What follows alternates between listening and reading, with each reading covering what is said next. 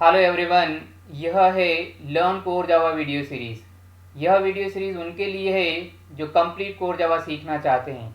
यह इस video series का वीडियो नंबर 40 है। इस वीडियो में हम फाइनल वेरिएबल के बारे में समझेंगे। So let us get started. Very first I would like to tell you what is final variable. So final keyword is used to make a variable constant. What does it mean? It means value of the final variable cannot be changed. कहने का मतलब है कि जो final keyword होता है किसी भी वेरिएबल को कांस्टेंट बनाने के काम में आता है।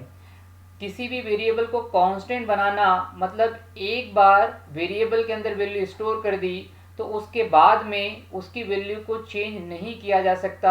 इसी को हम बोलते हैं कांस्टेंट वेरिएबल। और कांस्टेंट वेरिएबल बनाने के लिए जावा में फाइनल कीवर्ड का यूज़ होता है। अब जावा के अंदर फाइनल लोकल वेरिएबल हो सकते हैं, फाइनल इंस्टेंस वेरिएबल हो सकते हैं, फाइनल स्टैटिक वेरिएबल हो सकते हैं। तो हम एक एक करके इन तीनों फाइनल वेरिएबल्स के बारे में डिस्कस करेंगे। So very first I would like to explain final local variable. So for this purpose I would like to create one class and using the code I will explain what is final local variable.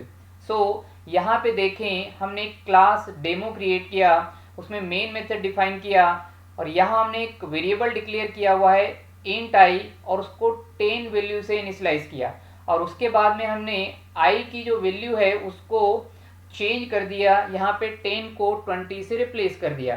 तो यह जो code है चलेगा क्योंकि variable की value को हम change कर सकते हैं।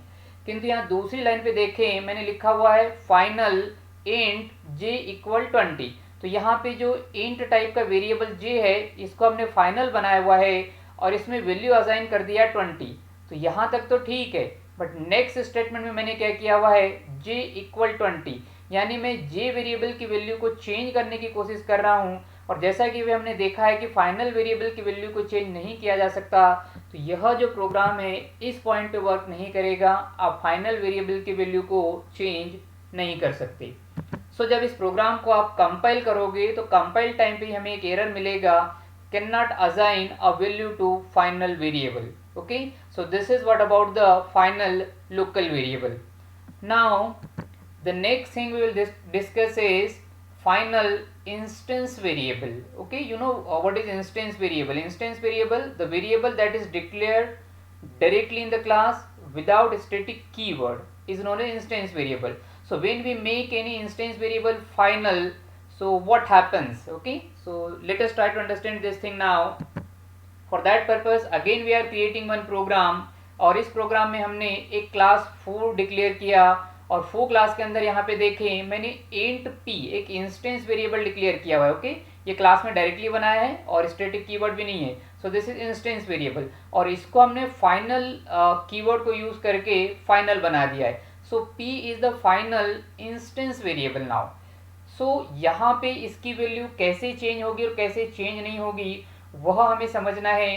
सो उसके लिए हमने यहाँ पे कंस्ट्रक्टर क्रिएट किया फू क्लास का, उसमें एक पैरामीटर है इंट p टाइप का और इस p वेरिएबल में जो भी वैल्यू हम रिसीव करेंगे उसको मैंने दिस डॉट p यानी यह जो p वेरिएबल है जिसको हमने फाइनल बनाया हुआ है उसमें स्टोर कर दिया। किंतु ये चलेगा, क्यों चलेगा थोड़ा समझने की कोशिश करें। उसके लिए हमने क्लास डेमो क्रिएट किया, इसमें मेन मेथड डिफाइन किया और मेन मेथड में सबसे पहले फू का ऑब्जेक्ट बनाने के लिए लिखा हुआ है फू f इक्वल न्यू फू एंड 100 वैल्यू हम पासिंग। तो यहाँ पे हमने पैरामीटराइज कंस्ट्रक्टर को कॉल किया, कंट्रोल जाएगा फू क्लास के इस पैरामीटराइज कंस्ट्रक्टर पे, यानी यहाँ पे p में यह जो 100 वैल्यू हमने पास किया है वह आ गई जिसको हमने इस इंस्टेंस वेरिएबल p में स्टोर कर दिया है। अब हम जानते हैं कि जब हम ऑब्जेक्ट बनाते हैं तो इंस्टेंस वेरिएबल के लिए मेमोरी एलोकेट होगी।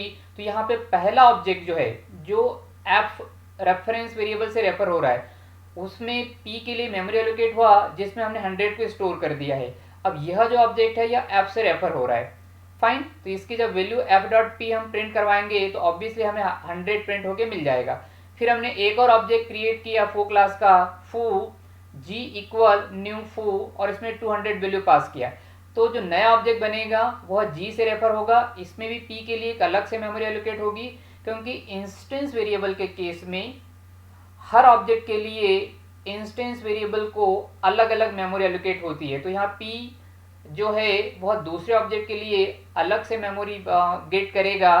तो यहाँ पे आपने 200 जो पास किया, जो पी में गया, जिसको हमने इंस्टेंस वेरिएबल पी में स्टोर किया, यानी दूसरे ऑब्जेक्ट के पी इंस्टेंस वेरिएबल में 200 स्टोर हो गया है। सो यहाँ पे ये नहीं समझना है कि आप पी की वैल्यू चेंज कर रहे हो, नहीं, ये दो डिफरेंट ऑब्जेक्ट है। जब ये दो डिफरेंट ऑब्जेक्ट है तो ऑब्वियसली पी के लिए जो मेमोरी एलोकेट हुई है वह भी डिफरेंट है। तो आप ये डिफरेंट मेमोरी पे वैल्यू स्टोर कर रहे हो, 100 पहले ऑब्जेक्ट के पी में और 200 दूसरे ऑब्जेक्ट के पी में। Okay, you are not changing the value of this P variable, no. So this is okay, fine. इसको जब आप कंपाइल करोगे, इसको जब आप रन करोगे, तो आपको आउटपुट में बराबर 100 और 200 मिल जाएगा। किंतु अगर इस प्रोग्राम में आपने कुछ ऐसा लिख दिया, देखें यहाँ पे हमने क्या किया हुआ है, पहले ऑब्जेक्ट बनाया फू एफ इक्वल न्यू फू और 100 वैल्यू पास किया, यानी पी के अंदर 100 स्टोर हो गया। फिर मैंने उसी ऑब्जेक्ट पे, ओके, एफ रेफरेंस वेरिएबल से रेफर हो रहा है ये ऑब्जेक्ट, तो मैंने एफ डॉट पी, ये पी इंस्टेंस वेरिएबल है, इक्वल 110, मतलब मैं एफ ऑब्जेक्ट से जो रेफर हो रहा है फाइनल इंस्टेंस वेरिएबल, उसके अंदर 100 ऑलरेडी स्टोर किया जा चुका है। अब मैं उसको चेंज करने की कोशिश कर रहा हूँ, उसमें 110 स्टोर करने की कोशिश कर रहा हूँ, तो यह नहीं हो सकता। ऐसा करोगे तो आपको कंपाइल टाइम पे एक एरर मिलेगा, can not assign a value to final variable P. Okay, so यहाँ ध्यान रखना कि फाइनल इंस्टेंस वेरिएबल मतलब हर एक ऑब्जेक्ट के लिए तो अलग अलग मेमोरी एलोकेशन की वजह से अलग अलग वैल्यू दी जाएगी, किंतु जब एक ही ऑब्जेक्ट के फाइनल वेरिएबल में आप वैल्यू चेंज करने की कोशिश करोगे तो यह नहीं होगा और आपको कंपाइल टाइम पे एरर मिलेगा। So this is what about the final instance variable. Now we are coming to the next thing, that is final static variable. Okay, so final static variable के बारे में हम समझे, तो यहाँ समझने की कोशिश करना। मैंने एक क्लास पहले क्रिएट किया और उसमें एक फाइनल स्टैटिक वेरिएबल बनाने के लिए लिखा है final static int p equal 100। अब हम जानते हैं कि इंस्टेंस वेरिएबल के केस में हर ऑब्जेक्ट के लिए मेमोरी एलोकेशन अलग अलग होता है, बट स्टैटिक वेरिएबल के केस में हर ऑब्जेक्ट एक ही स्टैटिक वेरिएबल की मेमोरी को शेयर करते हैं। तो यहाँ पे p जो है वो स्टैटिक होने की वजह से एक ही है, चाहे आप कितने भी ऑब्जेक्ट बनाओ एक ही मेमोरी को सारे ऑब्जेक्ट शेयर करेंगे। This is what we call static memory, okay, static variable. So अब इस केस में यदि आपने कंस्ट्रक्टर के अंदर इंट p लिख के यहाँ पे this dot P equal p लिखने की कोशिश की, यह नहीं चलेगा। क्यों?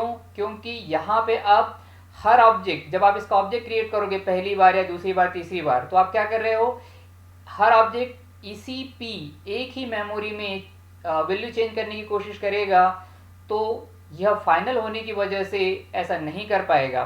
तो ध्यान रखिएगा, यदि स्टैटिक वेरिएबल फाइनल है तो वेरिएबल को डिक्लेयर करते समय ही आपको उसको वैल्यू देना पड़ेगा, और लेटर ऑन आपके प्रोग्राम में इसकी वैल्यू को चेंज नहीं कर सकते। जैसे मैंने यहाँ पे कंस्ट्रक्टर में वैल्यू को चेंज करने की कोशिश किया तो कंपाइल टाइम पे हमें एरर मिल जाएगा, can not assign a value to final variable p। Okay, so this is what about the static final variable. इस तरीके से इस वीडियो में हमने फाइनल वेरिएबल के बारे में समझा।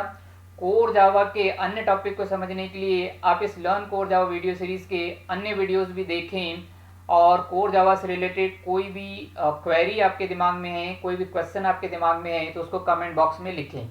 और इस सीरीज़ के वीडियो के नोटिफिकेशन गेट करने के लिए आप इस चैनल को सब्सक्राइब करें। Thanks for watching this video.